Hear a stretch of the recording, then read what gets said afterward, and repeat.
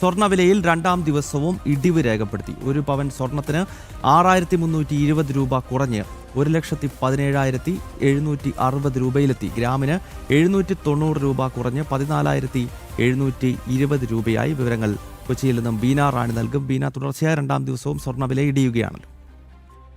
ഗൗതം, സ്വർണ്ണവില ഒരു തിരുത്തലിലേക്ക് കടക്കുകയാണെന്ന് വേണം മനസ്സിലാക്കാൻ. ഇന്നലെ ഇന്നുമായി വിലയിൽ വലിയ വ്യതിയാനം സംഭവിച്ചിട്ടുണ്ട്. ഇന്നലെ ഏതാണ്ട് 5,240 രൂപ കുറഞ്ഞിരുന്നു.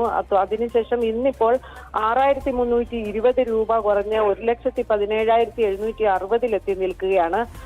എന്തായാലും സ്വർണ്ണവില ഉയരത്തിലേക്ക് തന്നെ പോയിക്കൊണ്ടിരിക്കുന്ന ഒരു സാഹചര്യമായിരുന്നു ഉണ്ടായിരുന്നത്. ഏതാണ്ട് 1.5 ലക്ഷത്തിന് അടുത്തെത്തി നിൽക്കുമെന്ന ഒരു പ്രതീക്ഷയിൽ വിപണി നിൽക്കുമ്പോഴാണ് കുത്തനെ വില ഇടിഞ്ഞ ഒരു സാഹചര്യം ഉണ്ടായിട്ടുള്ളത്.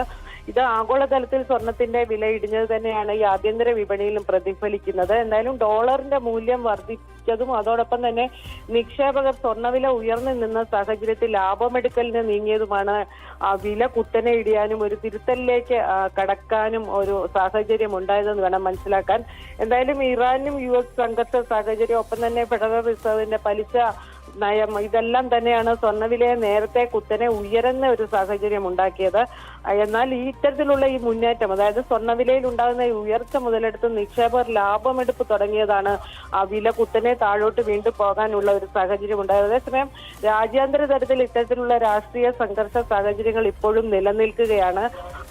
ഇറാനെതിരെയുള്ള യുദ്ധ സാഹചര്യങ്ങളും മറ്റും ഇപ്പോഴും തുടരുന്ന ഒരു സാഹചര്യമുണ്ട്. അതുകൊണ്ട് തന്നെ സ്വർണ്ണവിലയെ ഇടയ്ക്കുണ്ടാകുന്ന ഈ ഇടിവ് കാര്യമായി എടുക്കുന്നില്ല എന്നാണ് വിപണി മേഖലയിലുള്ളവർ പറയുന്നത്. വീണ്ടും സ്വർണ്ണവിലയിൽ ഒരു കുതിപ്പുണ്ടായേക്കാം എന്ന് തന്നെ ഒരു വിലയിരുത്തലാണ് ഇപ്പോൾ ഉള്ളത്. എന്തായാലും ഈ വിപണിയിലെ ഈ ചാഞ്ചാട്ടം, ഈ സ്വർണ്ണവിലയിലെ ഈ ചാഞ്ചാട്ടം ഉപഭോക്താക്കളെ വലിയ രീതിയിൽ സ്വാധീനിക്കുന്നുണ്ട്. അതുകൊണ്ട് തന്നെ സ്വർണം വാങ്ങാൻ എത്തുന്നവരുടെ എണ്ണം ഗണ്യമായി കുറഞ്ഞിട്ടുണ്ട് എന്ന് വിപണി വൃത്തങ്ങൾ സൂചിപ്പിക്കുന്നുണ്ട്. ഓക്കെ, സ്വർണ്ണവിലയിൽ തുടർച്ചയായ രണ്ടാമത്തെ ദിവസവും ഇടിവ് രേഖപ്പെടുത്തിയിരിക്കുന്നു.